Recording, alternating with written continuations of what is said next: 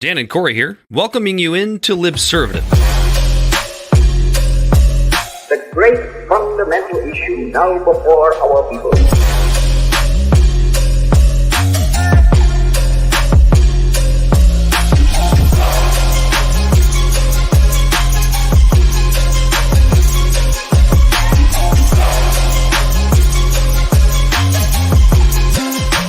We, the people, cannot turn back.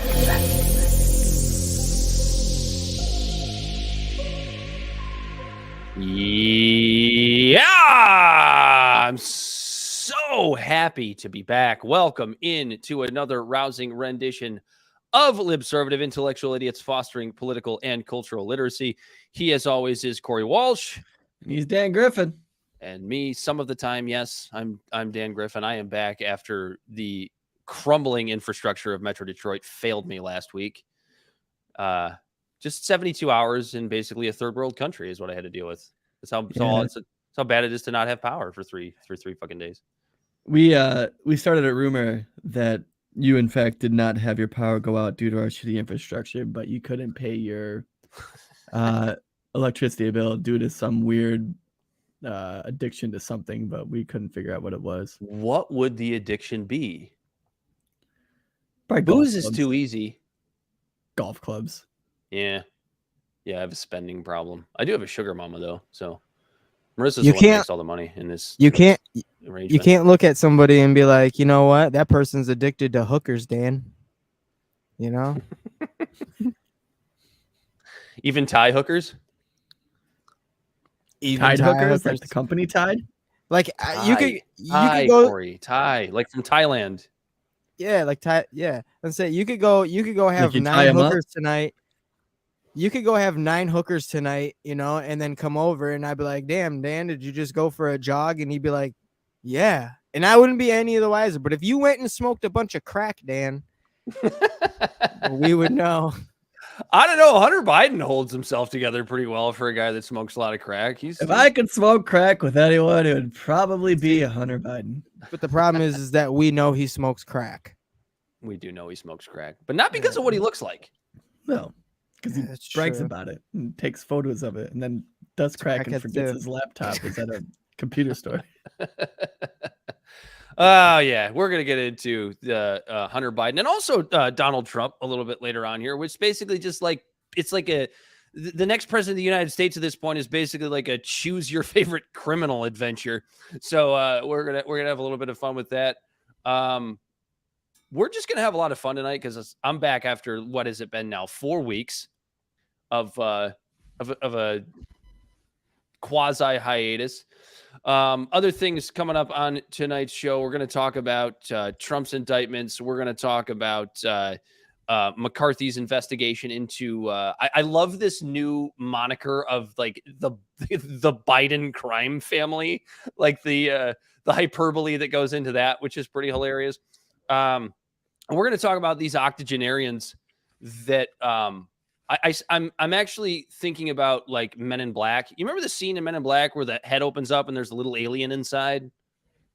Yeah. Like to me, that's what happened to Mitch McConnell and Dianne Feinstein over the last week. Like the little alien just went to sleep in their brains. So definitely going to talk about that. That's fitting because of all the UFO talk right now. Right? Perfect. Absolutely perfect.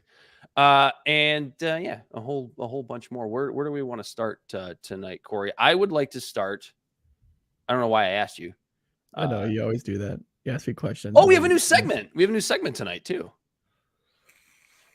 We do. Would you rather? You want to start off with that? Something fun, something light? Sure. So tonight's so we're gonna have Bell hop in because he's the moderator of this maestro. show. He's the maestro of this. Hold on, let me take my shot. I'm gonna have my baby Guinness. Yeah, welcome back to the show. Cheers. Cheers. Yeah. I'm just drinking some Miller High Life over here. Oh yeah, that's gonna curdle. Yeah, baby. All right. Would you rather 1.0, Bell? What do we have tonight? All right, buddy. We did go over this one a little bit last night, so you guys have had a little bit of time to decide about this. You're stuck on a boat in the middle of nowhere. You're fishing, for food, and you're just stuck out on a boat with this person. Would you rather be stuck with AOC or Vermin Supreme? So give a bit of a background on who Vermin Supreme is. He's a bit of an obscure character. We all know who he is, but I don't expect all of our listeners to know who he is. He isn't really loyal to any political party. He runs for president every With a boot single on his head. election. He's the guy that wears the boot on his head. He makes promises for free ponies, not taxpayer funded ponies, free ponies. There he is up on the screen. There's Vermin Supreme. What a beautiful man, right? He's like a hobo Santa Claus. If you follow him on, He's a on Santa Facebook- Claus that you would not allow your children near. see here he looks like a guy that walks around with clothes on, right? Most of the time, if you follow him on Facebook, yep, there he is. That's so he's like half naked picking berries in the woods most of the time. That's what he does with his life, and goes to these rallies, and he has a very motley crew. He's a fanatical, or he's a fanatical caricature of a politician. Yes. He's a fantastical caricature of a politician. So the question is, would we rather be trapped on a boat in the middle of nowhere with AOC or Vermin Supreme? So there's the fantasy answer to this question, and then there's the practical answer to this question. Yeah. So, obviously AOC, pretty easy on the eyes, right? They all want to date me. That's what she likes to say. So that's one thing to consider, but that's pretty much all AOC has to offer in this scenario, in my opinion, right? It's just the fact that she's kind of hot. So I'm going to go with the practical answer here. I'm going to choose Vermin Supreme because Vermin Supreme, I got a feeling like he might know how to catch a fish in the middle of the ocean with no fishing poles. Just help with keep his me bare fed. hands. Yeah, or his boot. Just scoop a fish out of the middle of the ocean. Fashion a net. So it's like, and then he might let you fuck him. I don't know. But desperate times call for desperate measures, I guess, in that situation. I think he would actually probably be more likely to consent to sexual activity in this scenario than would AOC. So Well, I'm keep in gonna mind, say he's probably way smellier than That's AOC. true. Oh, he That's probably true. smells so I gotta bad. sneeze. But you'll be outside. It's cool. You'll stay downwind. Yeah. The way I look at it is like, Shit. I guess it depends on how long the boat ride is. I would love to sit there and pick AOC's brain and be like, hey, why'd you sell out? What was it that made you become just the run-of-the-mill establishment Democrat? You would just make this woman feel awkward on a boat in the middle. Keep going. Yeah, I'd be like, hey, why did you sell out? And then pretend to be, this progressive person, and then cry crocodile tears about voting to expand our military-industrial complex, and then also hobnob with rich people at the Met Gala. So Corey's not coming at this from a practical perspective whatsoever. There's no survival instinct in you. She would be stuck with me. I wouldn't be stuck with her. Dan. I'd be sitting there in my captain's hat, drinking booze in my beautiful swimsuit, just being like, yo, what the fuck? It would just be an uncomfortable, it'd be just an uncomfortable thing,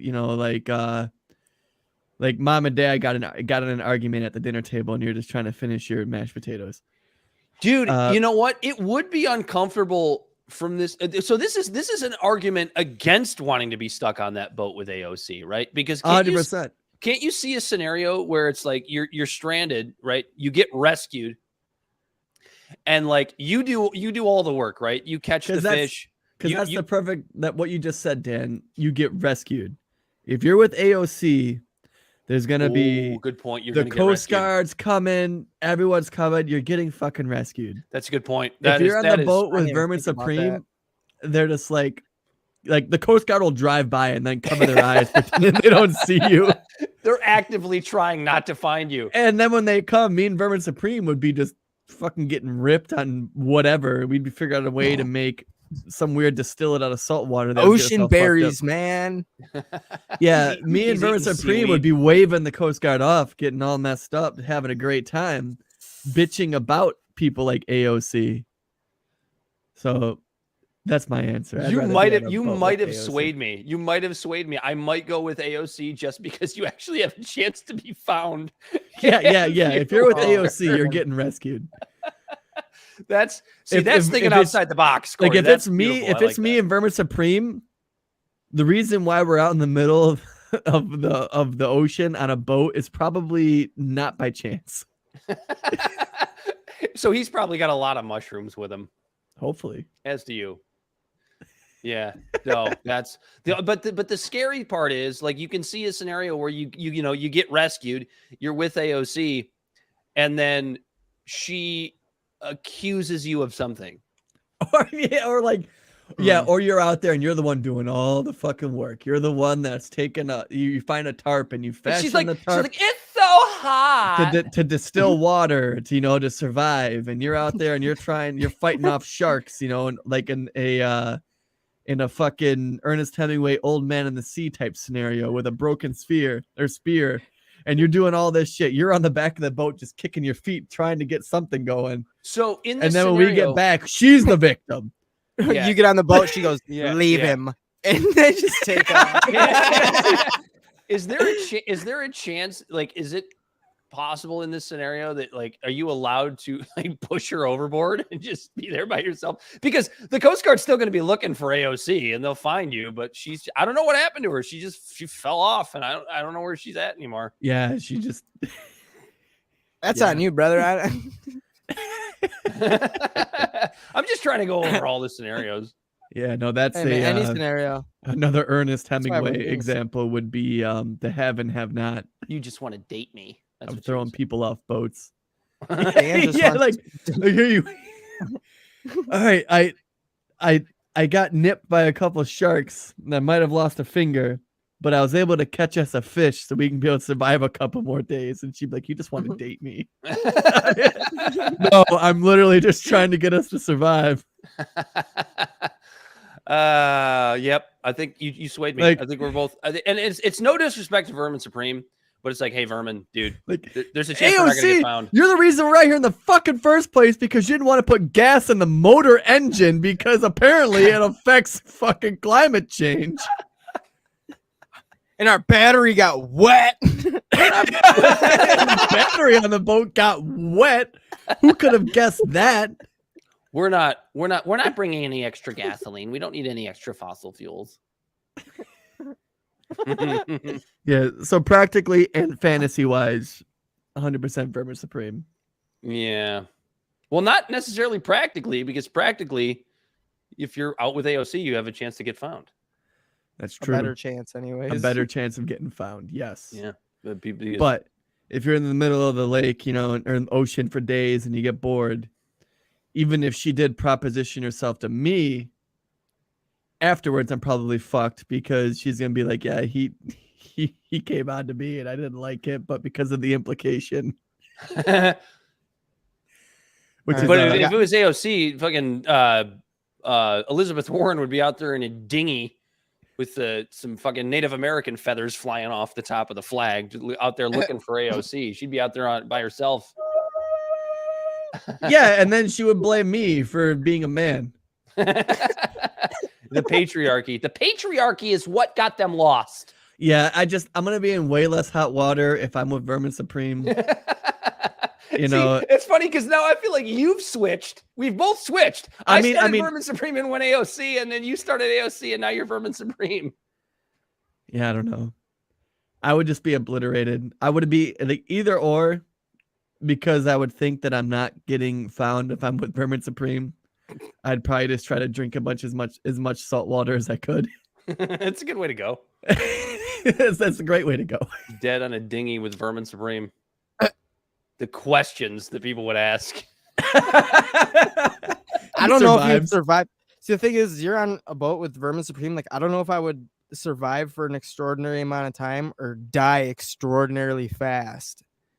Oh, You with know what I Vermin mean? Supreme. Yeah, he's like, just drink the salt water, man. You know, like he would just be twisted, get you drinking It's all salt in your water. mind. No, all in there'd your be a mind. pony on the boat. You know, they would eventually die. That would be our food. I mean, I'd have it my- wouldn't be I'd on the have boat, my- but it would be on the boat. I wouldn't You know? have. I would have my pony. He'd have his. We'd have a giant toothbrush to keep our teeth clean. He would come prepared. Furman would come prepared. He would be ready for a several night stay on the open water. Yeah, I don't feel like dealing got- with shit. I'd rather have Vermin Supreme on the boat with me, stranded at sea. I feel like he'd help me kick. I feel like he would get in the water Yeah. and help me kick. AOC wouldn't. No. You're right. Tax the rich. I got one more quick one for you guys that I think Oh. you get a kick out of. Would you rather be stuck watching the Barbie movie with Ben Shapiro, or would you rather be stuck watching The Sound of Freedom with the person who runs the Occupy Democrats Facebook page? Oh my God, that's brilliant. Oh wow. Yeah. I feel okay. I'm gonna say I would rather watch the Barbie movie with Ben Shapiro, and here's why. I feel like he would keep his mouth shut throughout the film because he's really trying to soak in all of the reasons why it's turning his kids gay. So, like, at least Ben Shapiro would probably be silent during this filming. I feel like the person who runs the Occupy Democrats Facebook page watching The Sound of Freedom would protest loudly the entire film. Either that or they'd have their phone on making dumbass memes the whole time that just don't amount to shit. And the whole time everyone would be around you yelling at you to turn off your phone. Oh, those And are both you'd brutal just be scenarios. sitting there I feel like- uncomfortably next to him. Right. I feel like Ben would be sitting there taking notes and shit though too. You know what I mean? Yeah, but There's he'd a be lot of quiet. scoffs. He'd be A lot of see scoffs and Yes. Did you see that? I feel like he'd be that guy. Yeah, and honestly, if I'm watching Oppenheimer, I want to watch it and pay attention. I don't give two shits about Barbie, so Exactly. I'd probably be making fun of it with Ben Shapiro. I don't know. I haven't seen it yet. I'm going to go see it because apparently it's really political. But yeah, Ben Shapiro and watching Barbie because I feel like at least the person that runs the Occupy Democrats Facebook page is just a completely insufferable human being. I think. Yeah. Oh, as you much mean as- you mean like Ben Shapiro? No, well, hold on. What I was gonna say is I think at least like Ben Shapiro has like some redeeming qualities. I feel like I would have a better time hanging out with Ben Shapiro than I would the person who runs the Occupy Democrats Facebook page. Understandable. I'm not saying I would have a ton of fun with Ben Shapiro, but I feel like I would have just nominally more fun with Ben Shapiro than I would with. It's like the Occupy difference Democrats. between black licorice and licorice for me. I don't like either, but you know. No, well, essentially, picking black. it's basically like voting for president. Which bowl of shit would you rather eat? I'll take the smaller one. And in that scenario, I would never have said this 5 years ago. But in And that which one has scenario, nuts? are nuts better? I like nuts. Okay, so nuts are better. So then Ben Shapiro has nuts. Almonds, actually, to be precise. I like almonds. He's Yeah, a honey Jersey roasted bar. almonds at the festival. I would never have said this 5 years ago, but I actually would. I think Ben Shapiro has more redeeming qualities than Occupy Democrats. Ugh. Occupy Democrats pisses me off so But much. at least That's like so rough. I just saw them make a post recently. Ben Shapiro's at least kind of smart in like some ways. He Very just leaves few. out Yeah. a lot of facts to fit his narrative. Of course. Yeah, but a broken clock's right twice a day, and Occupy Democrats. is a They're sundial at night. That's absolutely right. Holy shit, that's good. Wow. But what was I gonna Great. say? Oh fuck, what was I gonna say? I had something else. I'm Before sorry. you- That was Before you came up with your brilliant joke about Occupy Democrats. Thank you. Good night, everyone. Corey's out of here. It was something about Ben Shapiro, but I forget. It doesn't matter. That's it. It doesn't matter. I guess that means we can move on. Has anybody checked on Brittany Griner? You guys check on Brittany Griner? No. Apparently she's left the WNBA for a 2-game road trip for mental health reasons. And I know the way I set that up sounded like I was going to make fun of her, but I'm actually not. I'm going to make fun of the conservative reaction to her a little bit, because Corey, you and I talk all the time about how the cultural left has this thing where, people like Ben Shapiro and Jordan Peterson and Matt Walsh and all of these more conservative, Glenn Beck, all these conservative pundits constantly talk about, like, never apologize to the mob. The woke mob will never forgive you, right? Doesn't matter what you say or do, you'll never. So it's like, there's no reason to ever be apologetic to the woke mob. And I look at something like Brittany Griner and I go, you fuckers do the exact same bullshit. Because for anybody who is living under a rock, Brittany Griner was arrested for weed because she played basketball in Russia. And they held her for a long time. And then she was traded back to the United States for, I guess, some like ultra terrorist guy. I forget his name. It was like the Merchant of Death. I forget his name. And what's interesting is, like, when that trade happened, you had conservatives shitting a brick about, like, why are we letting this terrorist go back to Russia? And, like, I can't even remember the guy's name. Like, when has anybody heard about this guy since that happened? Victor Bout. Victor. Yeah, I was gonna say it's Victor something. Yes, exactly. But I couldn't remember his name off the top of my head. And when is the last time you've heard his name? Since the Brittany Griner exchange. Well, you probably went back underground to sell firearms. So we're probably. I was about to say he's a firearms dealer. You're not going to hear about him until he gets caught again. Exactly. That's the thing. Is, like, nobody actually gives a shit. They just want to make it seem like that's the thing that conservatives constantly accuse. I shouldn't say conservatives, but like the cultural right constantly accuses the cultural left of doing. And they did exactly the same thing. And they're doing it again right here, where Brittany Griner came home and was like really fucking happy to be an American after, for a long time, she had, protested the national anthem and, done all of the, like, hey, the patriarchy is a problem stuff and America's a shitty country and I don't know why anybody lives here. Like, she did all of that kind of sort of cultural left nonsense that I don't approve of. I don't think either of you approve of. But she has definitely demonstrated that, like, yeah, being in prison for weed in Russia woke her up a little bit. As far as, like, being an American is actually pretty goddamn cool. And, like, the right will never forgive her now.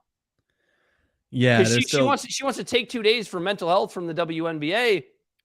It's like, I don't know. I don't care. I don't know what her situation is, but it's like, it's just mind numbing. But do you think they could just let it go? Or no, they have to harp on it. Yeah, because they don't forgive either. Exactly. It's just, it's mind numbing. Just the pluralism of the hypocrisy. Well, this side does it.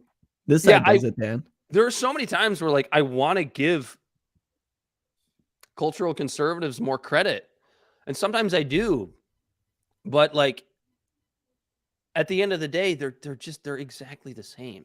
They are exactly the same. They're exactly the same as the cultural left. Look at DeSantis. Yeah. It's like, okay, DeSantis. What he's supposed to be the free speech guy, right? The anti-lockdowns guy, which I and you, and I'm pretty sure Bell as well, all of us gave DeSantis a lot of credit for being the anti-lockdown guy. At the beginning of COVID, he fucked up just like every other governor, but he was really the first one to be like, yeah, we're not doing this anymore. And I to this day give him a lot of credit for that. But then he wants to turn around and use the power of the state to, like, get rid of drag queens or whatever and violate the First Amendment. It's like, dude, fuck you. Or sue a private company or investigate a private company for making shitty private business moves. Yeah, for making a bad marketing decision. I'm assuming you guys talked about that last week. We did. While I wasn't here, his little foray with InBev. And it's like, this is the kind of thing that, so I didn't plan on talking about this tonight, but we've been getting, some comments on our promotional video recently on social media. And you all we're getting are comments like, I think we lost Bell. He'll be back. He's always back. All we're doing is getting comments about like people that are telling us the things that we constantly say on the show while thinking that they're explaining something to us that we don't know. It's like, dude, we can tell you're not paying attention to what our show represents. Right. This is like, what was the last one we got? No. When people call us centrists. I'm the furthest thing from a centrist. I love that one. First of all, that's not an insult. That's number one. Second When of all, someone calls me an idealist, it's like, okay, that's fine. But like, you're saying it like an insult, but forgive me for trying to hold my government to a higher standard. It's having principles. Yeah. Having principles. That's what. And it's so funny because it makes people turn into a pretzel, especially people on the left, because the ones who instilled these principles in me of like taking the higher road and like being anti-corrupt, making sure everything is on the up and up, making sure due process is done, making sure all these things happen, was the fucking Democrats. Mm-hmm. Those are the ones that instilled those principles in me. It wasn't the Republicans, because when I got into politics, Trump was president. The Democrats are the ones who touted all of these principles that made a lot of sense to me and I held dear to heart. And now you're seeing the Democrats doing the same fucking shit. Like, for example, you want me to go on a tangent? Mm-hmm. Right now, it took court cases and a bunch of ridiculous litigation and bullshit to make fucking Joe Biden, even Grandpa Joe, the one that's the Main Street Joe, the fucking public transit train riding Joe, this guy that's you and me, but like he loves his family and he's the soul of America. It took him getting blasted in the media to even acknowledge a grandchild of his. Navy. Yeah. Hunter Biden's illegitimate child, who they had to go to court, so she didn't even get the fucking Biden name. Dude, get the fuck out of here. That's so fucking gross. That's sad. That is some royal family bullshit, right? Like imagine if Prince William or Harry for that matter, but we'll go with William since he's still kind of involved with the royal family.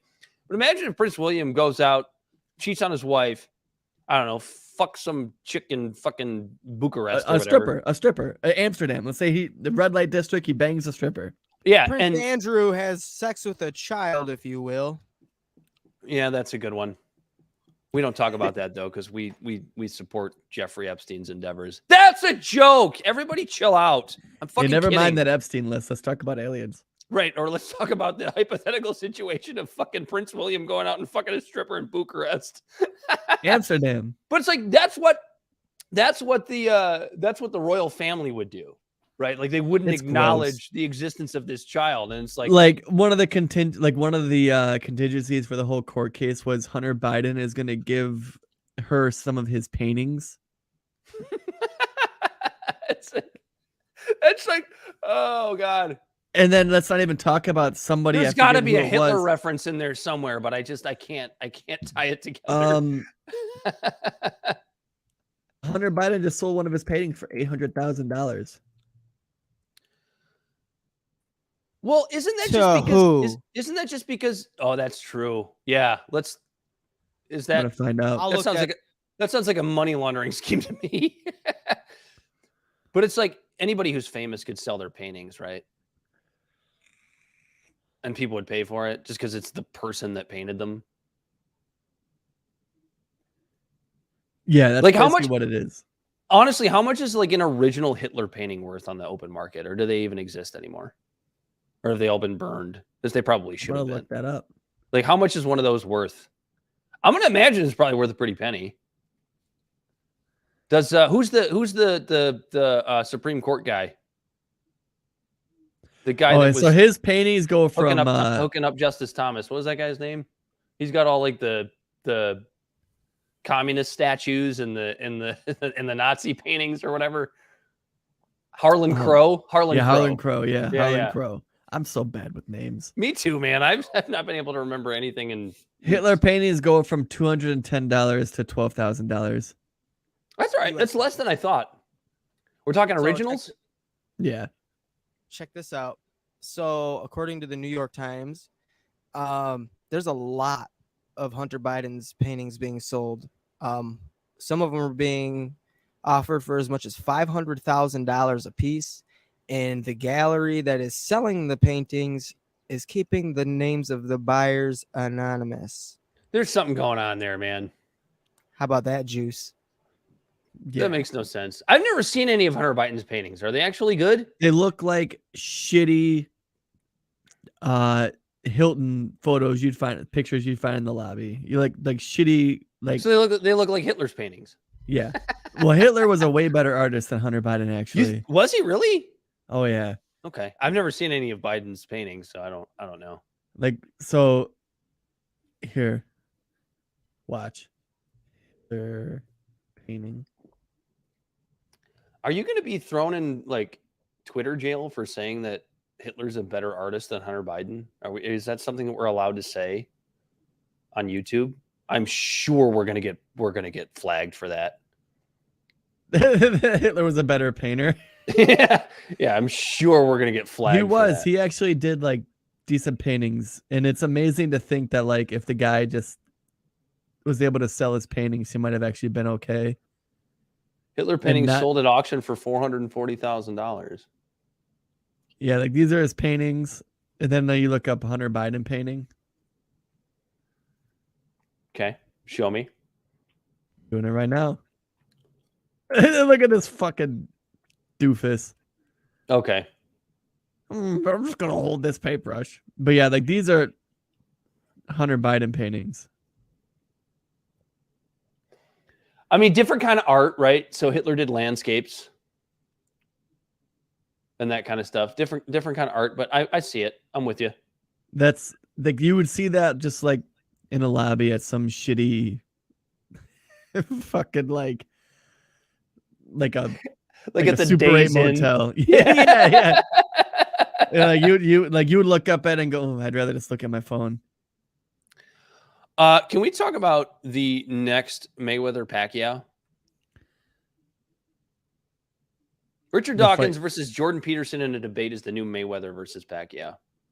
Yeah, that would actually be interesting to see. I don't know how familiar you are with this, right? But Richard Dawkins, I don't have it in front of me, but he tweeted something about God, and we know that makes Jordan Peterson mad.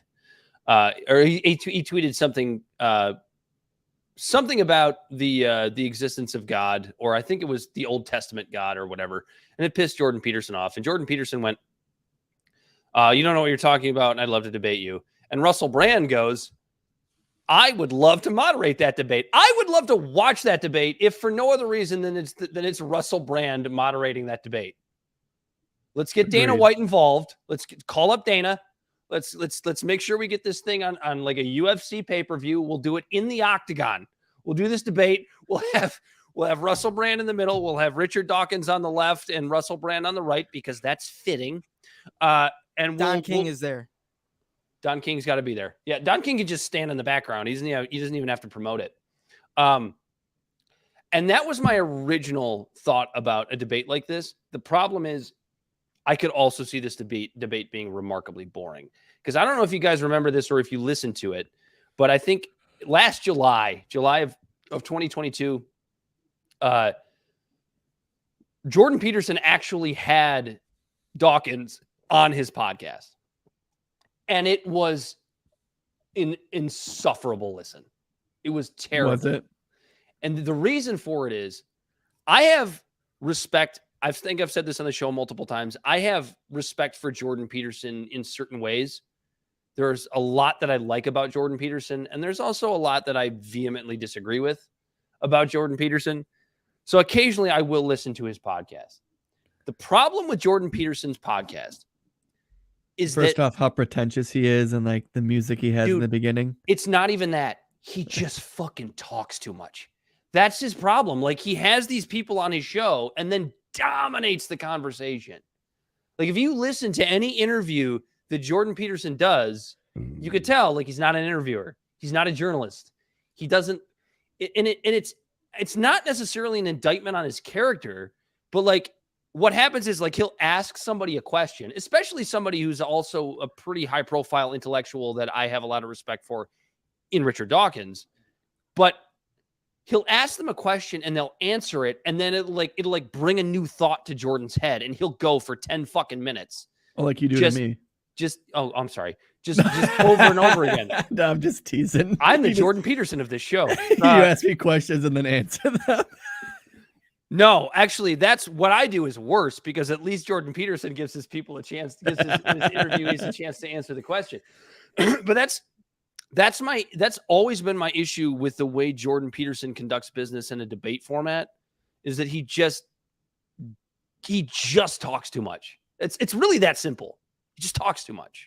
It's like, yeah, fine, talk. Stop wasting the time of these people that we want to hear talk too. Mm-hmm.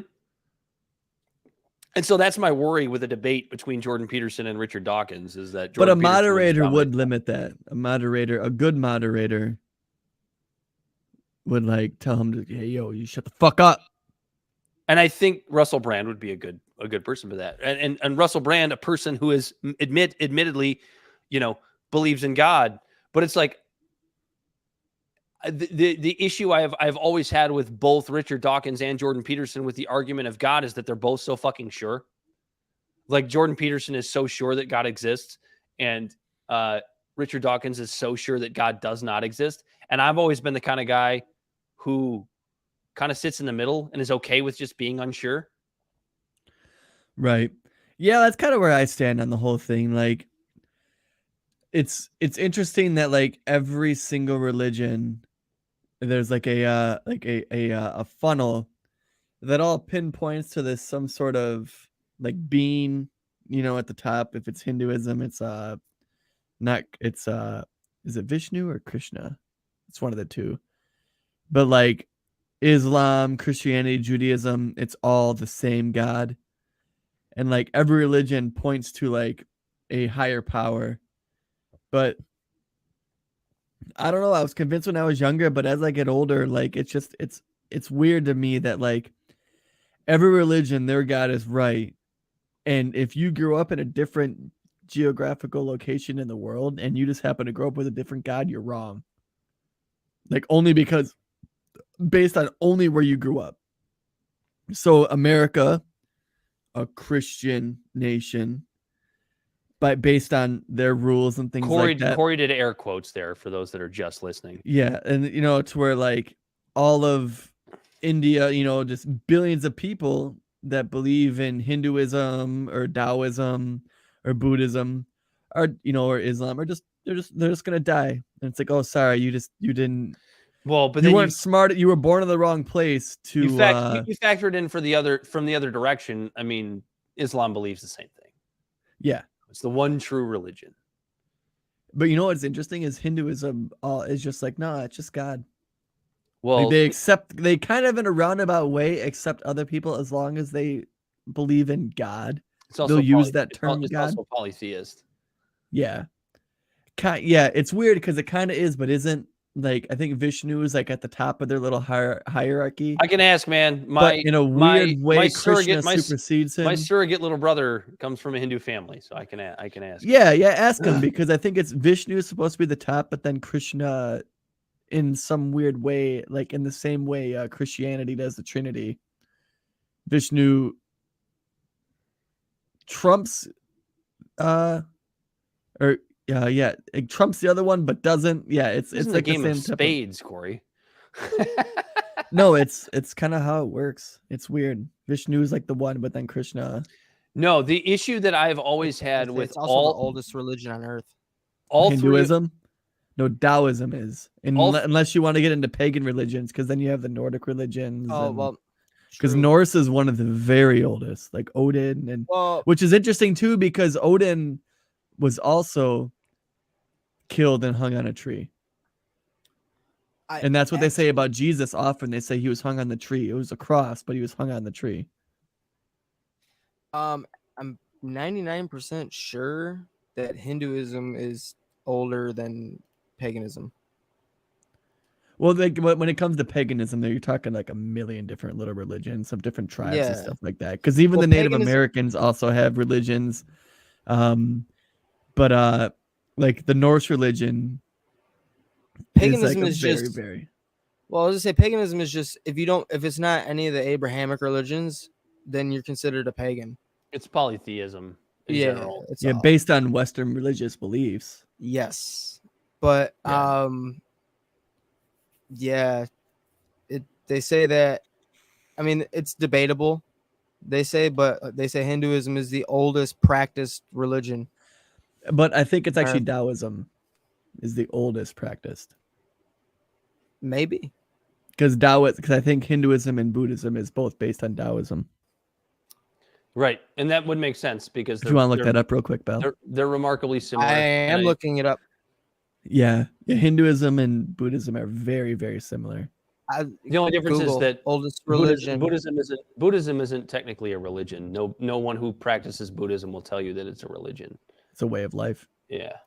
As a religion, it is the world's third largest with 1.3 billion people, or 15 to 16% of the global population. Hinduism has been called the world's oldest religion that is still practiced, though some debate remains. Yeah, because I don't think anyone practices Taoism anymore. I think they kind of morphed into the two. If we want to actually so I have a friend who's really, really, really big into theology that we could bring on the show and have a special episode on that alone. Oh, that'll be fun. That would be fun. You would just libservative from the nuts of the Hindu. libservative goes religious. As long as Jordan Peterson listens. It's not immediately clear to me. It's not immediately clear to me that he's but the thing that I like about the way Jordan Peterson talks about religion, he talks about it in a way, particularly Christianity, because he is a Christian. But he talks about it in like a real world way. You know what I mean? He doesn't do this thing where it's like, well, if you're not a Christian, you're going to go to hell. Yeah, he looks at it as a parable and as a parable for human life, and like uses the Bible he uses the stories from the Bible in a practical way. Yeah, he applies it in a practical sense, which I appreciate, as opposed to like a priest coming up to me.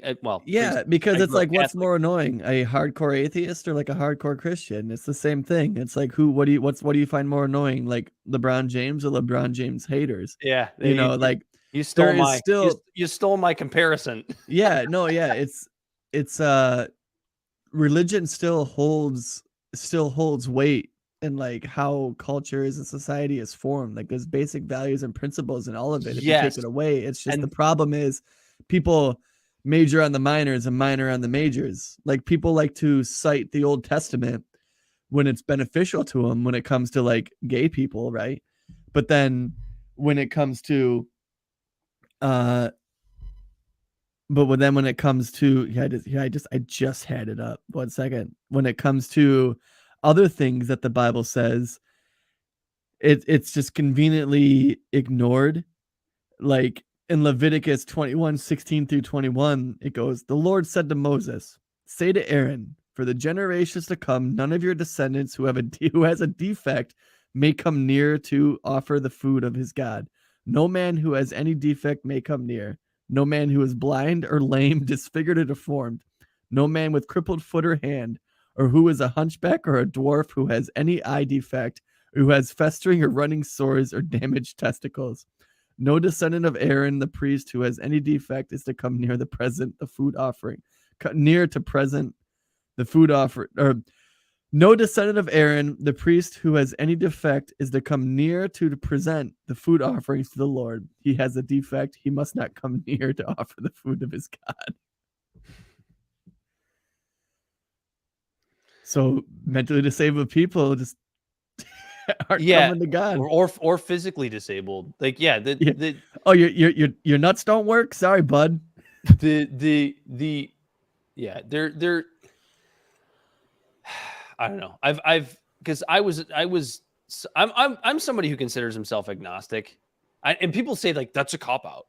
You're copping out. Like, no, it's like I just admit I don't fucking know, and it's like that's okay. Yeah, I'm at this point where like there's something that everyone's tuning into, but human bias and human the way our minds work, we muddled it to where I think that this energy that every religion is like feeling the presence of is something similar.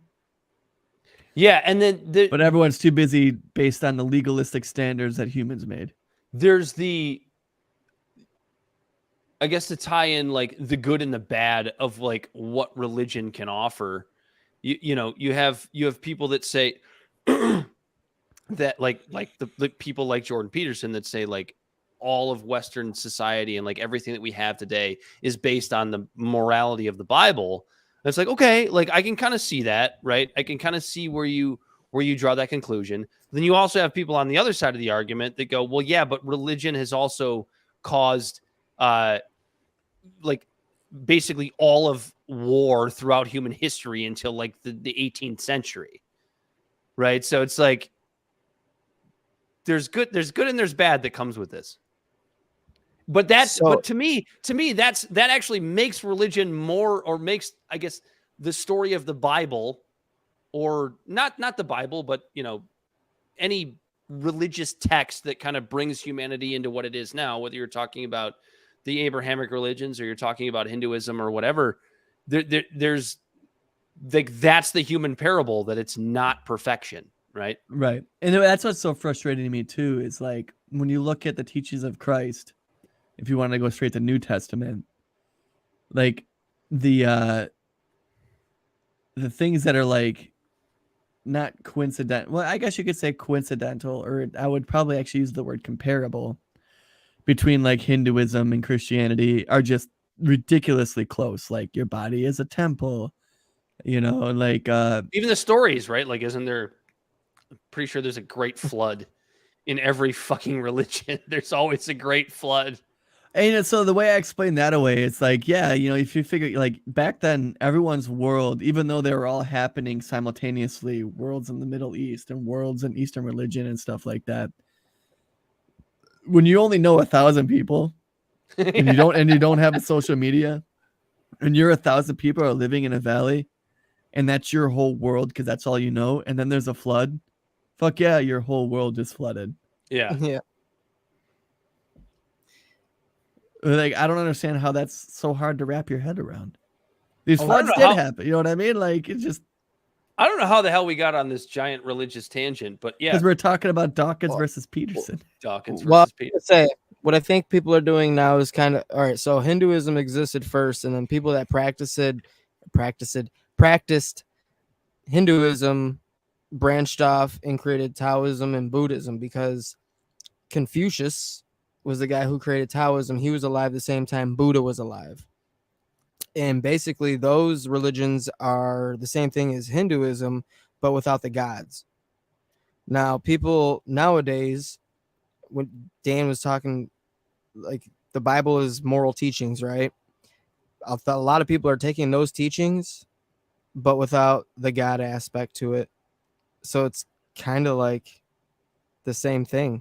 That's an interesting perspective. That's an interesting perspective. But then you have people like Ben Shapiro and Matt Walsh and Dennis Prager who talk about how that, because that's kind of how I feel. Like, I don't consider myself a Christian, but like I think I still have like some biblical Christian values. Right. Or you could look at the Bible, read some stuff, and be like, yeah, that actually kind of makes sense. Yeah. Yeah. But yeah, this idea from like inside of like the cultural right, the cultural Christian right, to think that people like me are fucking harlots and horrible human beings because I don't subscribe to the dogma of Christianity. Yes. But I can still take like teachings from the Bible and teachings from Christianity and go, yeah, I think I could see myself living my life that way. Like, I'm getting married in October, right? These are people that Corey's married. But like, these are teachings that we can go like, yeah, it makes sense for me to get married and like build a family, but it doesn't mean I have to, Right. I that doesn't necessarily have to be tied to Christianity. And it doesn't necessarily mean that the quote unquote nuclear family that the Dennis Pragers of the world like to talk about is the only way to live your life. when it's it was just the way that a lot of us choose to live our lives. And that's, And is that religion or is that evolution or genetics? Just being explained by religion because we didn't have the terminology based on scientific. because humans are interdependent species and like we rely on each other. We're not the only mammals that do that. We're not the only species that do that. And Bell, I think you are right. Hinduism is the oldest like world religion, but it's based on the Veda. Yes. And the Veda is, I think, is what I'm confusing with Taoism. Maybe. Taoism. Because they don't Taoism like the Buddhism. I mean, the idol is Buddha. Obviously, it's Tao. You're saying the T as in a hard T. Tao. But it's like Tao. Yeah, Taoism. I got you. I was gonna make a joke, but we're Westerners. I was gonna make that joke, but it was gonna be way worse than Dan. Anyways, yeah, no, thank you. Taoism. Hey, yeah, they don't have an idol. Hey, Bell, you're welcome. We're 50 minutes in, and we've already buried the lead of the title of the show. We'll get into it. The Octogenarian Kleptocracy. I don't know if we want to start. Let's just go there. Let's just get to that part. McConnell and Feinstein. I don't even care anymore. Our Octogenarian. Don't ask her because she won't know. She won't have any idea how to pronounce her own name. So everybody, I think, has seen, if you watch or listen to this show, I think you've all seen the video of Mitch McConnell mid last week, basically getting his batteries taken out. Yeah, he should have used Energizer in the middle of his speech. And you know what? I've been told that I'm an asshole for laughing at that. But am I? Because these are old fucks that have chosen to stay in the limelight, that refuse to walk away from a job that requires, at this point, a younger view. Sorry, boomers. Like, this is just where we are at this point. But now you also have Dianne Feinstein, who we've also made fun of earlier for not knowing where the hell she is. Here's Dianne Feinstein again earlier this week while in a Senate committee hearing when all she needed to do was say that she was syllable, three words. The three letters. All she needed to do was say that she was present. Here we go. Clerk will call the roll. Senator Feinstein.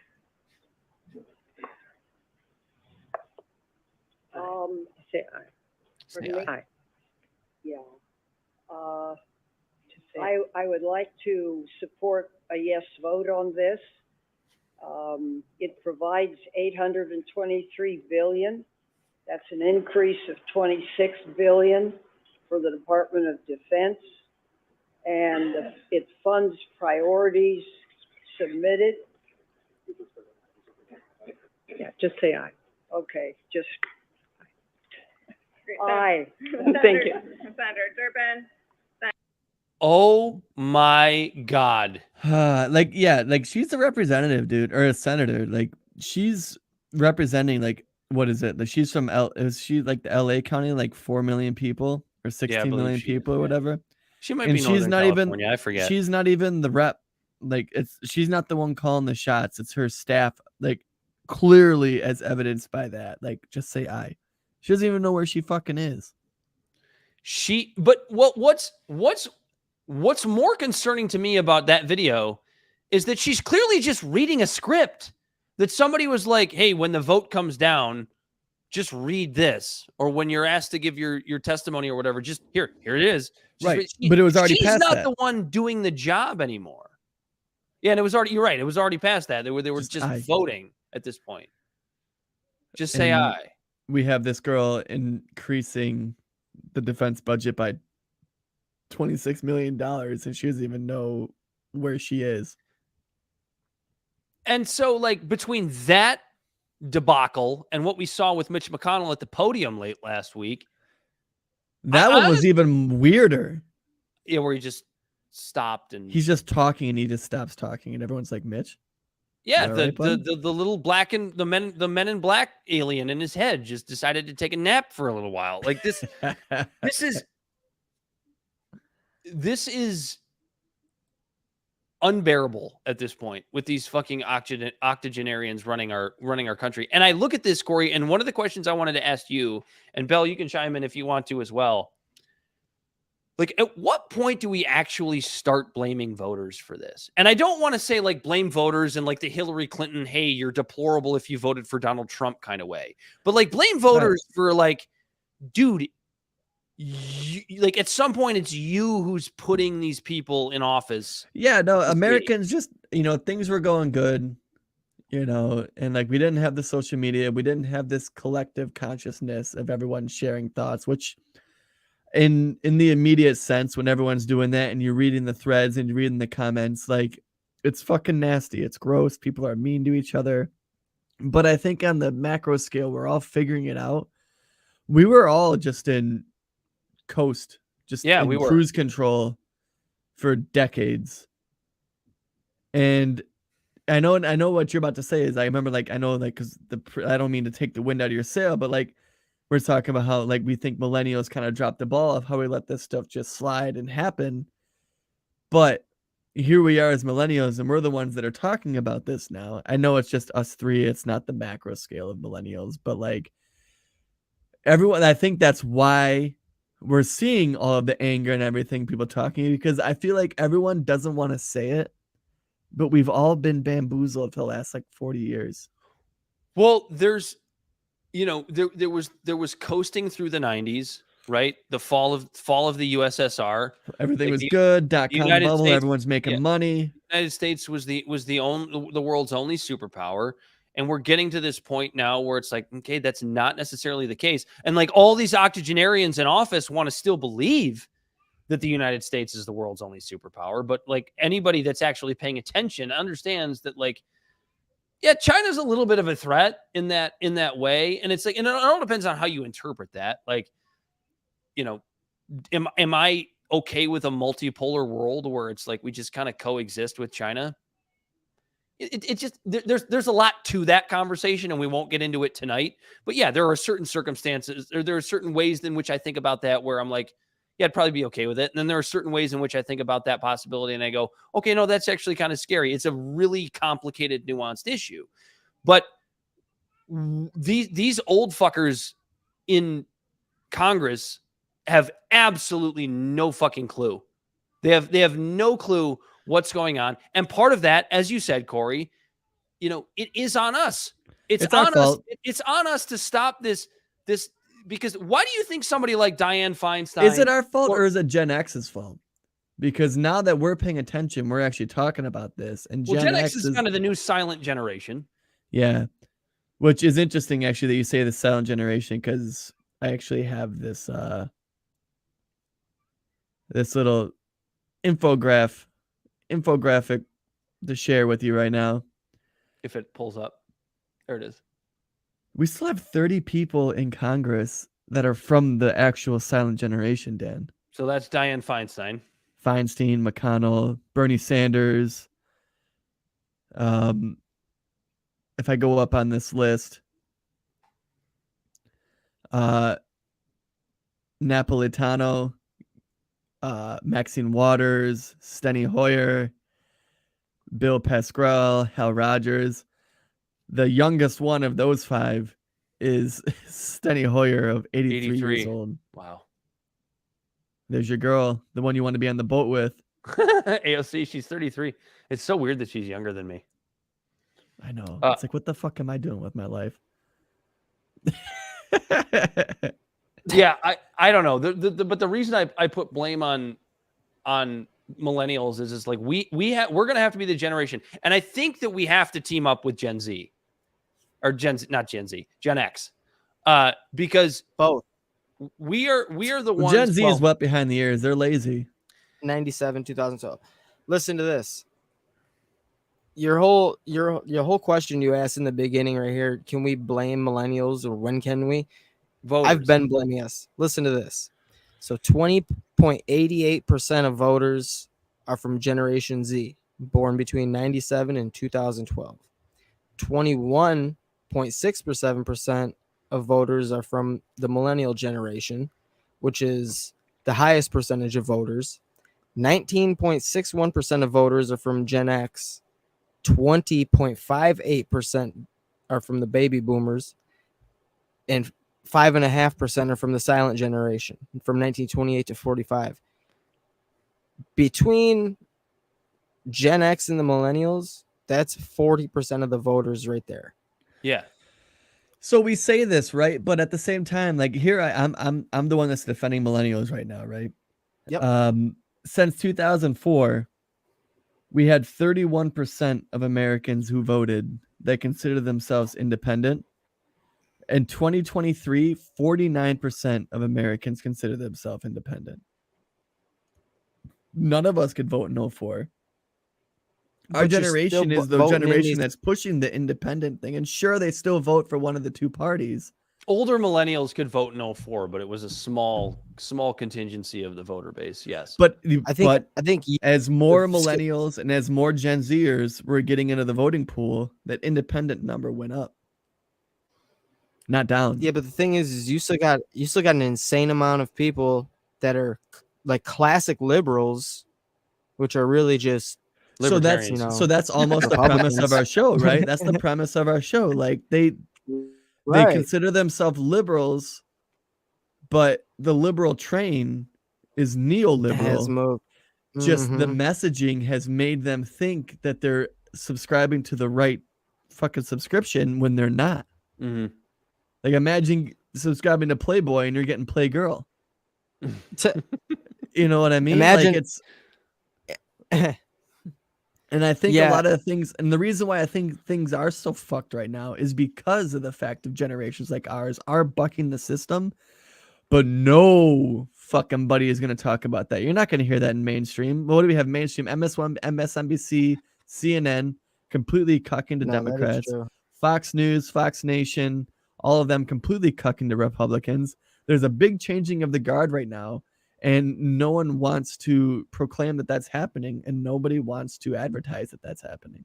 Yeah, and like what we're talking about here is it's not the fact that Nancy Pelosi's in office. It's not the fact that Dianne Feinstein's in office. It's not the fact that Mitch McConnell's in office. It's the fact that they're all still in office. I don't care whether they're Republicans or they're fucking Democrats.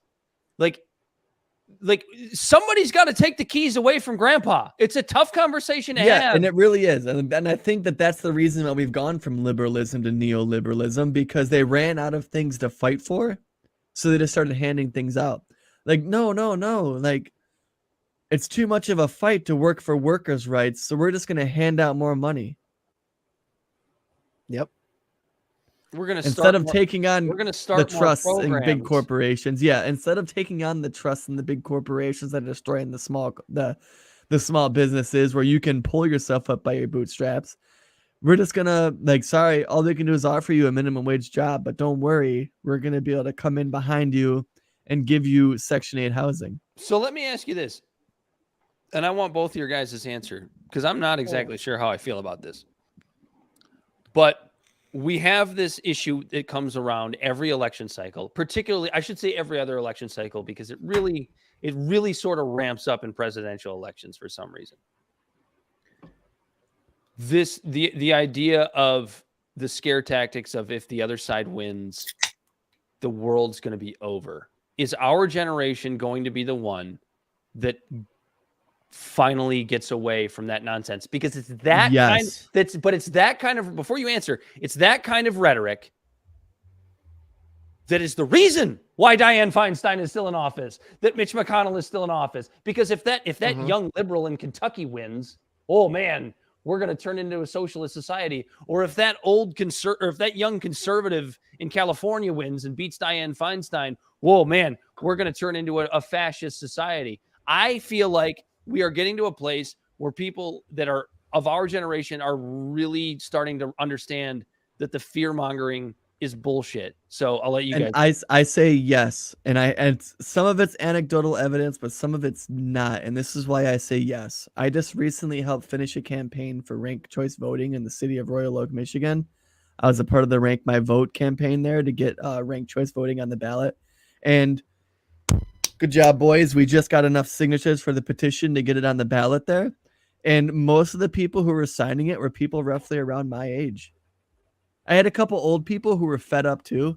And it's funny because when we were talking about the campaign, I don't want to give away too much detail or whatever, but like old people weren't necessarily written off, but we talked about how old people were stuck in their ways in the two-party system. But there was even old people that were signing this paper to get more options on the table. Everybody wants more options. The only ones who didn't were staunch Democrats and staunch Republicans. And a lot of them, most of them were like, I don't want to say older. And when I say older, I want to say like 50, 60. We're talking old people who these parties used to actually represent them. And they just checked out mentally. And so they still think the same thing. But ranked choice voting is taking the country by firestorm.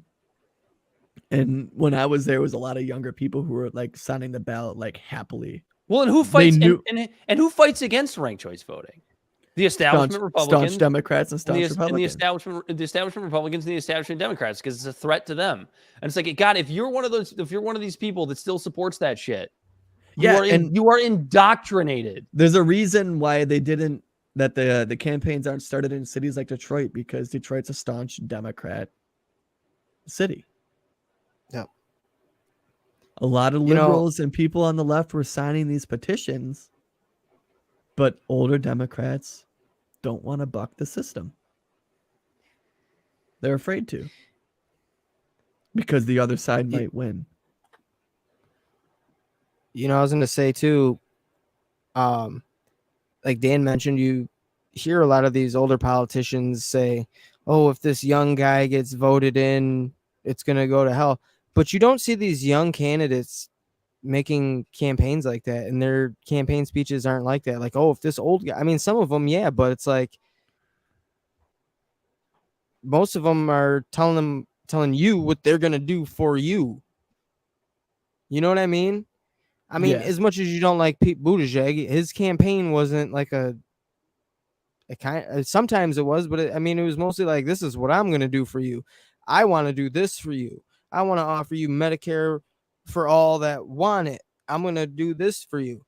And I mean, then you look at like the Donald Trump campaign, where it was literally Sleepy Joe, and he's got nicknames for all of his opponents. And I mean, you just see it. You're talking about populism.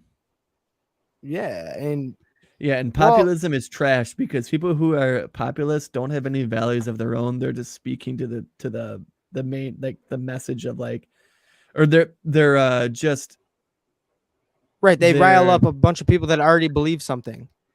Right. They find the consensus of a message from the multitudes of the people and expound on it. But at the same time, they're not expressing their own values or principles, because populists don't have those. You see it every day. It goes good or bad. Day. Yeah. And like, that's the problem with populists, is they don't have values or principles, and they change those on a whim based on what the population wants. And sometimes, sometimes you need the person in charge to make you eat your fucking vegetables, even if you don't want to eat them, because it's good for you. Yep. You don't want a leader who's just the friend trying to make everyone happy. Right. The sad thing is like, that's the shit that people want to hear too. They want to hear Donald Trump call Joe Biden Sleepy Joe and all these names, but they don't really care for the young guy who's running for Congress that's preaching about the same shit that we talk about on this exact show. Feel free to ignore it. Said she's voting for Trump just to make the left go crazy. I mean, I'm okay. That's all right. What's the alternative? Biden? I'm voting third party, so my vote's gonna naturally go towards the Democrats, right? Well, that depends on which side you fall. It depends on who wins, right? If you vote third party, whoever loses is going to blame you. Yeah, dealt with that for 2 election cycles now, and I'm ready for the third. I don't know who I'm voting. I'm voting third party, so I don't really know who I'm voting for. Look, no, Bell, you have it right. I mean, it's at the point now where it's like, it's just, it's time to waste. It's time to waste your vote. I encourage everyone, go out and waste your vote. I'm wasting mine. Go out and waste it. I'll do it for vote Green fucking- Party, vote Libertarian, vote for Cornel West, whoever the hell he's running with at this point. I don't care. Sure. Yeah, I only vote for the sticker. It's time to. Yeah, me too. I got to get my guy in office. And I slap it on my gun holster. My guy's very charismatic. He needs to be in office. It's time to waste your vote. Everybody, My gun holster that has no gun because I lost all my guns in a boating accident. Kanye West 2024.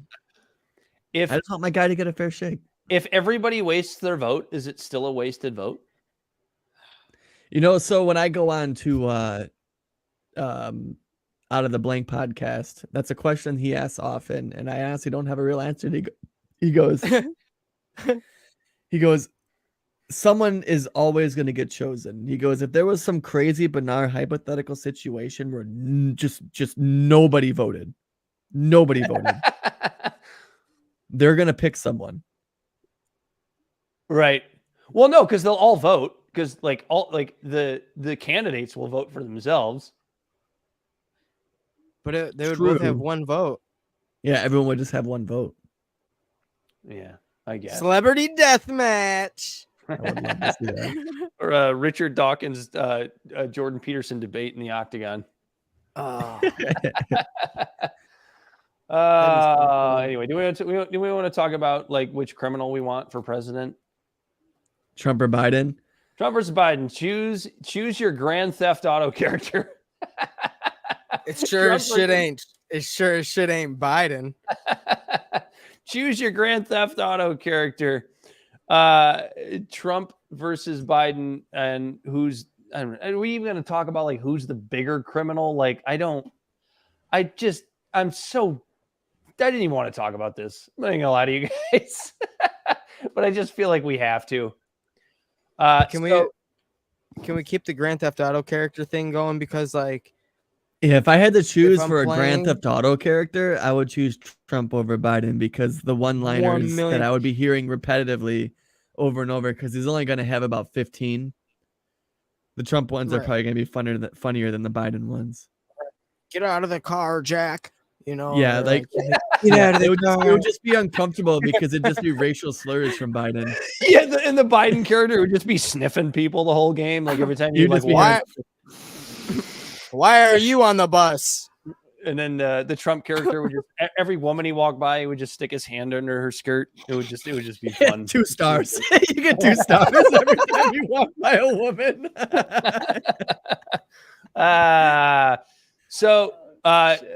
Trump was just indicted on charges. I just had this stupid thing in front of me. I forget the exact language of it. Trump indicted for efforts to overturn the 2020 election and block transfer of power. And all in the same week, you have the House Oversight Committee discovering that Joe Biden was in fact present for Hunter Biden's phone calls with essentially Ukrainian oligarchs. So we at this point we have 2 people that are legitimate provable criminals running for president. We're not talking about is it a crime for Barack Obama to arrange drone strikes? Yes, we would say that yes, that was a war crime, but a little bit more. That's a little bit more ambiguous from a legal perspective in the United States. And even still, just to put the devil's advocate on that real quick, I just feel like I always have to bring this up. The reason why Obama's numbers were higher with drone strikes than anyone else's was because he was the first president to actually start recording those numbers. And have drones to begin with. Yeah. Fair enough. Well, Bush had drones, but Bush didn't even record how many people he was killing with his drones. Obama's numbers were higher, granted, not from lack of effort. He definitely killed a lot of people with drones, but his presidency was the first president to start recording the number. Which you would think that if he's like, all right, we're recording this number to create some accountability, that he would do less. But instead he doubled down and he's like, I don't like weddings. Or civilians. Or civilians. Well, it's time for change. It's time for change. Fuck your wedding in Middle East in that hospital. So I just Aim for the flower girl. I don't know. Yeah, that's literally what he did. Daisies. I don't even like daisies. God damn it! I lost my notes. Where'd they go? Sorry, Charlie. Well, here, while you're looking for them, let me read something off. Trump has 75 indictments now, or 75 felony charges against him with charges. In 3 different cases. I hate most of them, to be honest. In the Stormy Daniels case, he's got 34 felony counts of falsifying records. Trials beginning in March 2024, but they're going to push it back. You know that because of the election. Classified documents case, he's got 37 felony charges. 32 counts of willfully retaining classified info in violation of the Espionage Act, 6 obstruction-related charges, and 2 felony charges for giving false statements. And the trial is also set for, May 20th of 2024, which You can, in my view, you can throw away all of the charges related to the Espionage Act because that's a bullshit law to begin with, and I would say that for anyone. As you're talking about this, Bell, a part of me is making me want to agree with feel free to ignore more and more, and almost wanting to see Trump win just to watch him pardon himself, just to watch the liberals fucking melt down. Oh my gosh, isn't that sad? That's not even all of them. He got 4 more from this latest indictment. 4 felony charges, 1 charge of conspiracy to defraud the United States, 1 charge of conspiracy to obstruct an official proceeding, 1 charge of attempting to obstruct official proceeding, and 1 charge of conspiracy against rights and obstruction of. Whatever that means. Okay, Mitch McConnell, are you okay? Oh, you're waiting for him to finish a sentence. That was it. I don't even know what to say after. It's just that reminds me of this one time.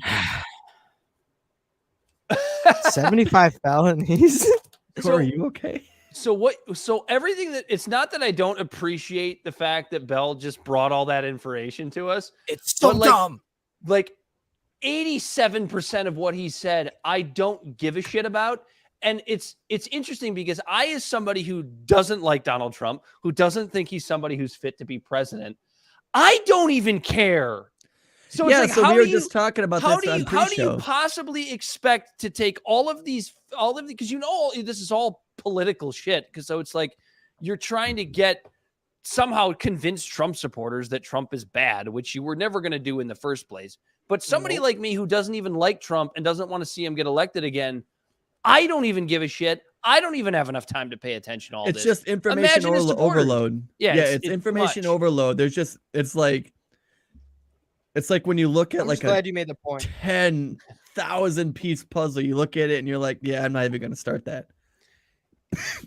We got better things to do. I felt really good writing all that down just so you can make that point because it's all so ridiculous. I honestly it's just so much. It's not clear cut. There's no way to fit messaging behind that. That's going to have any substance. That's going to try to sway. No, you know what it is? You know what the messaging will be? It will be like whatever the number was that Bell just read off there. He's got 75 felonies. 75 felony accounts. Vote Democrat. 75 felony counts. Vote Democrat. 75 felony counts. Vote blue. Yeah, so this guy that committed 75 felonies allegedly is running for president. We can't have that. That's what it's going to be. It's going to be the raw number. It's going to be the raw number. That's all it's going to be. We probably will start hearing the number like once the actual debates and stuff start. Well, now you got the whole Hunter Biden thing too now. So, dude, I've been watching that. Dude, Biden is corrupt as fuck. He's just as corrupt. He's just smarter about it. No, he's not smarter about it. He's just better protected because he's just on got the better inside. Lawyers, yeah. As to where Trump is not. Illegitimate grandchildren. Do you think in the sexual assault charges, corruption, getting his kids? I mean, and it goes both ways. Look at Kushner. Yeah. Look at the people. What's his name? There's Jared Kushner. There's another one who's making billions in Saudi Arabia right now. They're all just fucking trash. And I'm pretending, wanna and do a I'm long-term sick and bet right now? tired of people pretending Maybe. that Hang on. because one is a little bit marginally better than the other, that he's exponentially better. Well, no, they're both corrupt. They're both pieces of shit. Dude, that's the issue that I have with people And what that are pisses like, me off is I'm called an idealist for just saying let's not have pieces of shit as president anymore. here's a nice piece of shit. I'm the idealist. No, you're a both sidesist as well. Yeah. All right, here's Gotta a pick bet. a side, Long-term man. bet. Are we gonna have a criminal in office in the year 2028? Yes. Yes. Even if it's not Joe Biden or Donald A known Trump. criminal. A known Well, criminal. let me phrase that question better. Are we going to elect a known criminal into office in the 2028 election? Well, it won't be Biden or Trump because Biden will be dead by then. So even if he loses this election, he's not going to be around. And even if he's 2028 is probably going to be Whitmer. really, Yeah. you she's think got the her Michigan sights- governor is going to? Yeah. Yeah, she's got her sights on that. She is a political powerhouse. Agree with her, disagree with her. She is a political powerhouse. She's a great politician, and that's not Yeah. necessarily a compliment. Right. But she's a really good politician. She did the Michigan what DeSantis did to Blue, and she's awfully quiet on all the woke shit. She She does is some legislation quiet, yeah. protecting LGBTQ because that's what's in right now. Well, she does realize that she's in a purple state, so I give her credit Yeah. for that. She's a purple state maintaining that's it. all She did blue just- right now. She did just outlaw conversion therapy for children. Did she? Yeah. She did Yeah. 2 days ago. Which I'm 100% okay with. That's just gross. I don't know. I kind of feel indifferent about that. Not because I want children to be hit with conversion therapy. It's because I'm against why conversion don't you want therapy. abortion to be illegal? Yeah, well, so I'm against conversion therapy, but I'm also against the money grabbing shit that we see with trans kids happening, of how like big pharma and big Yes. medical industry sees them as a buck because it's the first minority group that's being exploited. Bar none. No. Here's the mentality. Here's the mentality right here. And that's sad. It's sad to me. Democrats- It's sad to me because people who Yes. are at that point where they're like, I'm trans and I need this type of surgery and stuff like that, they definitely like need help. But the way it's being done right now they're just being exploited. It's Yes. frustrating. They're being All right, exploited so, for political ends. Yeah. Political ends are for money, dude. A lot of- You know how much money is being made right Well, now in like transgender surgeries and stuff like that? It's gross. It's literally what's happening with what happened with the opioid epidemic. Yeah. Especially Ooh. these doctors like rush these kids in. Rush Yeah. them in. Ooh. Oh, Ooh. quick, make a quick Yeah. buck because this kid Yeah, wants to I have transgender. a Oh, this friend- Hold kid on, I have a Corey. wants Do to you friend- realize? keep Do you going. realize? Do you realize what you just said? That's going to get you in trouble because That's we live fine. in we live Maybe. in this place now that when like you make a comparison, I'm actually going to give credit to Dave Smith for this point because I heard it on his podcast. So credit Dave Smith for this point. I thought it was brilliant. He goes, we live in a place now where, what did he say? He said where if you make a comparison, just like a comparison, you get accused of saying that thing is the same as the other thing. It's not the same. Right. But like but that's what people are going to say about what you just said. So you're saying that kids getting surgery is equivalent to people is equivalent to all the people that died in the opioid epidemic? No, Which what that's I'm not saying what you is there's said. doctors and professionals that are who you look to because you picture you hold them in a higher regard because they're a professional and they're telling you one thing that this is okay. So obviously you're going to believe them because why would this professional lead you wrong? Right, which is what they said when they said opioids or when they said OxyContin was not addictive. Yeah.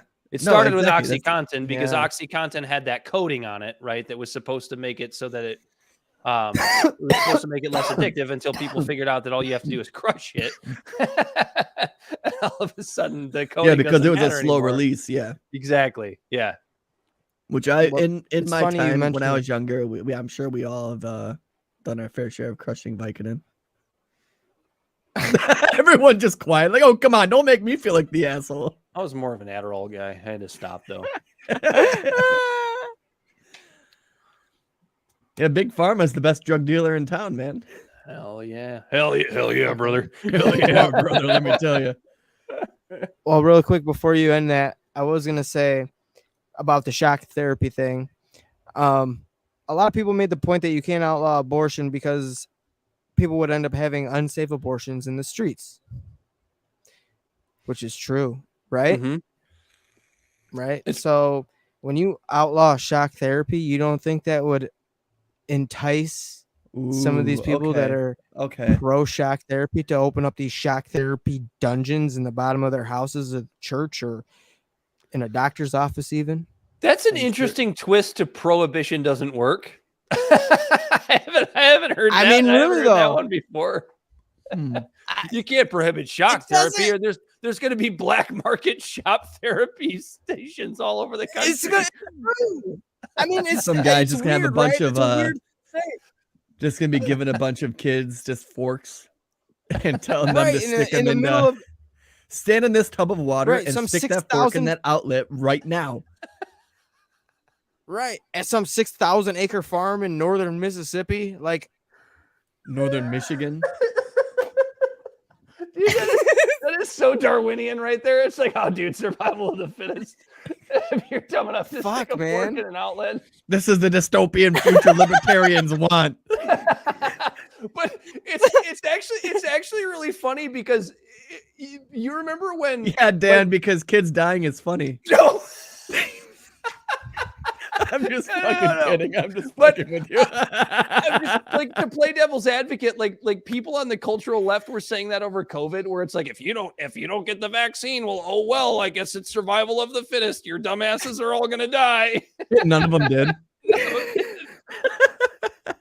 So maybe sticking a fork in an outlet while standing in a kiddie pool in your kitchen is the way to go. Let's everybody try it. We'll come back to you with the results. Dan, this is exactly why outlets in the bathroom have breakers on them. GFIs on them. Yeah. motherfuckers Oh got me my sweating God, over this is here and maybe shit. the worst show we've ever done. No, this was great. I'm so glad This is it's great. over. I hope Is every it? show's like this. Anyway, Plug Since I us. didn't Oh my say God, it in the let's get on. beginning of the show, Libservative Podcast is found on all social media and podcast platforms. Our website is libservativeshow.com. We can be found at Libservative on Facebook, YouTube, and Twitch, Instagram and Twitter at LibservativePod. Our TikTok videos can be found at Libservative Podcast, and you can reach out directly at libservativepod@gmail.com. Subscribe today. Tell a friend, give us a rating. you know what we didn't do? What didn't we do? We didn't do who would you have vote any for? sense of dignity? Yeah, we never have that. But who would you vote for in the primary version 1? I guess we can save that for when you come back, because Corey's going to be gone next week. Yeah, it's gonna be Dan and Bell running the show. We may do a special interview with a good friend of mine with regards to Hispanic voters, because liberals, or I shouldn't even say liberals, but establishment Democrats have their idea of what a Hispanic voter is and how they represent them, and Republicans have a very different view of that. So Because voting Democrat is 1,000,000,000,000 times better. I don't want to go there, Corey. I don't want to I go know. there. I know. I'm sorry. I was baiting you there. Mm-mm. I'm That's not going to go bait. there. I'm not going to go there. That's some insider info that we just let the people in on. But yeah, you just told the people where they can find us. And please, as we always say, tell a friend. Just tell one person. Podcasts like this spread best through word of mouth. I promise we'll have better shows going forward. And help us ride the algorithms. Give us a good rating. Absolutely. Give us a good review. If you want to give us a bad review, fuck off. Don't do it. Little But click. if you want to give us a good review, Ride those algorithms. Algorithms. yes. For Bell the Body Snatcher, he as always is Corey Walsh. And he's Dan Griffin. This has been Libservative, intellectual idiots fostering political and cultural literacy. And until next time, we are out of here.